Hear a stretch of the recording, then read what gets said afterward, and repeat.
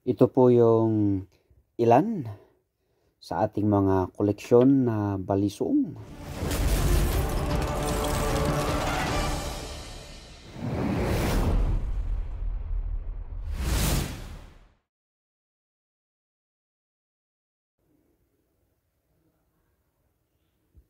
So, iilan lang sila, mga bilang na lang.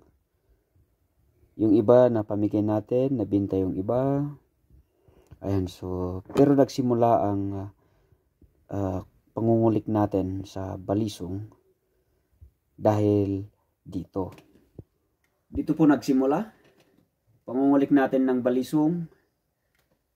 Bigay sa atin ni kapatid na Jorin Di Castro.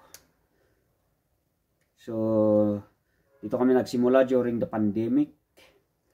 Isa sa mga unang gawa ni Mauro. And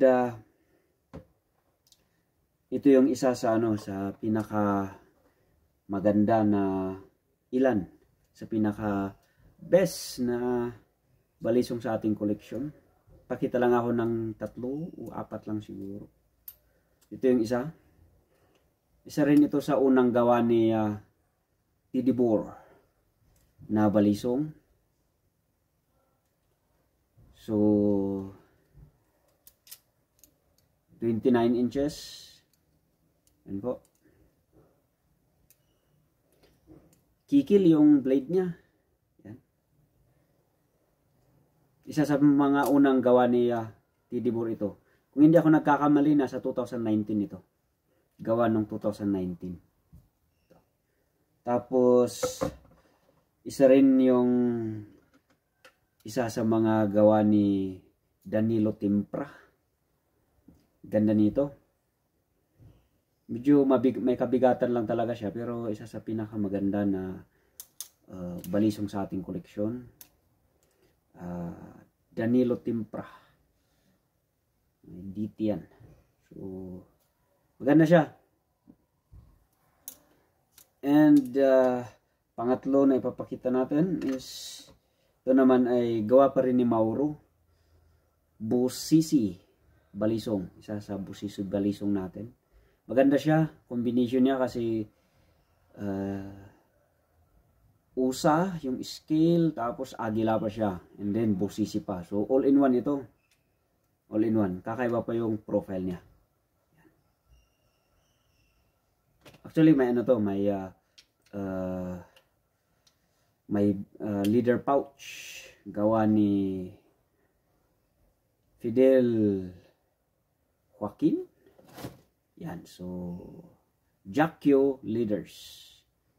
Yan, so gawa ito ni Mauro. And yung pang-apat na ipapakita ko is isa sa gawa ni ni Una. Gawa ni Una. Bago yata pumayapa si Mang Dado, nagawa na ito. I'm not really sure kung anong taon, pero sinalo kasi natin to sa isang bata na bumili dati. So, I'm not really sure, pero yun yung sa pagkakalam ko. So, albino siya. Galing. Ganda niya. So far, yan pa lang po, mga unti pa lang yung balisong natin. Hindi siya ganun karami. And napapansin nga natin, maraming seller ng balisong ngayon. Yung kagandahan ngayon, maraming pwedeng pagtanungan. Pero huwag tayong padadala sa mga mura kasi may mga nagtatanong ano yung mga price range ng mga balisong. Pag special yan, yung mga talagang pang koleksyon, okay na yun, yung nasa 2.5, ganun yung mga 29. Bargain na yun, yung 2.5. At least 3,000 pataas, yun yung mga makakasigurado ka talaga. Baka binibenta sa'yo yan ng less than 1K o kaya 1K lang, tapos scam pala. So, okay na yun, yung mga special balisong natin na for collection.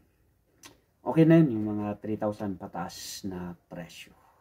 Lalong-lalo na pag ano yan, pag yung mga custom build na hindi talaga taga Batangas yung gumagawa, yun yung medyo may kamahalan talaga.